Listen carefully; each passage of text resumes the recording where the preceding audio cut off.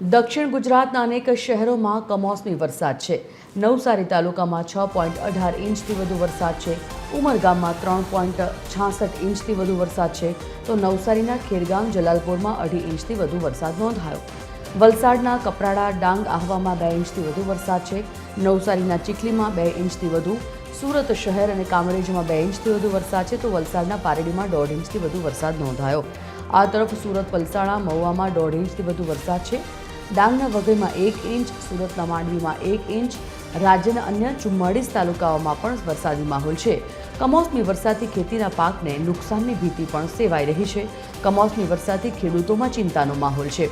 વરસાદને કારણે ખેત પેદાશોને સુરક્ષિત સ્થળે રાખવા સૂચન કરાયું। દરિયા કિનારે ભારે પવન સાથે વરસાદની સંભાવના વ્યક્ત કરવામાં આવી છે।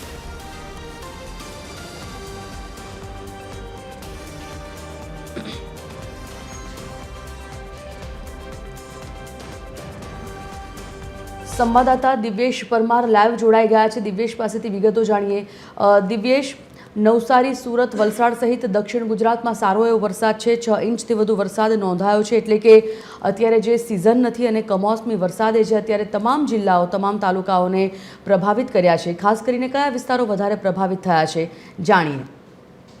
બિલકુલ થી જે પ્રકારે હાલ કમોસમી વરસાદ પડ્યો છે, કારણ કે જે પ્રકારે દરિયાઈ સિસ્ટમ સક્રિય થઈ છે અને લો પ્રેશરના કારણે હાલ કમોસમી વરસાદ પડ્યો છે ને તેને જ લઈને ખાસ કરીને નવસારી, વલસાડ જે છે તે વધુ પ્રભાવિત થયા છે। ખાસ કરીને દક્ષિણ ગુજરાતની વાત કરીએ તો સમગ્ર દક્ષિણ ગુજરાતમાં આ પ્રકારે અલગ અલગ જગ્યાએ વરસાદ પડ્યો છે અને આ વરસાદી જે પડ્યો છે કમોસમી વરસાદ, અને તેના કારણે ખેડૂતો જે છે તે ક્યાંય ને ક્યાંય તેમને નુકસાની વેઠવાનો વારો આવી શકે છે, કારણ કે હાલ તમામ જે પાક છે તે તૈયાર થઈ ગયા છે। ખાસ કરીને મગફળી, તુવેર, ડાંગર સહિતનો જે પાક છે તે હાલ ખેડૂતોનો તૈયાર થઈ ચૂક્યો અને પાકી ચૂક્યો છે, અને ખાસ કરીને લણાઈ પણ ગયો છે, ને તેને જ લઈને હાલ જે પ્રકારે અલગ અલગ જે પાકો છે તે વહેંચણી કરવા માટે પણ ક્યાંય ને ક્યાંય જીનિંગ મિલો હોય અથવા તો યાર્ડ હોય, તે તમામ જગ્યાએ આ પ્રકારે ખેડૂતો જે છે તે પોતાનો માલ લઈને પહોંચી રહ્યા છે। કારણ કે જે પ્રકારે સતત બીજા દિવસે પણ આ કમોસમી વરસાદ છે તે વહેલી સવારથી જ પડી રહ્યો છે, અને ખાસ કરીને હજુ પણ આગામી દિવસોમાં આ કમોસમી વરસાદ છે તેમની આગાહી કરવામાં આવી છે। હાલ જે પ્રકારે કમોસમી વરસાદ તો પડી જ રહ્યો છે,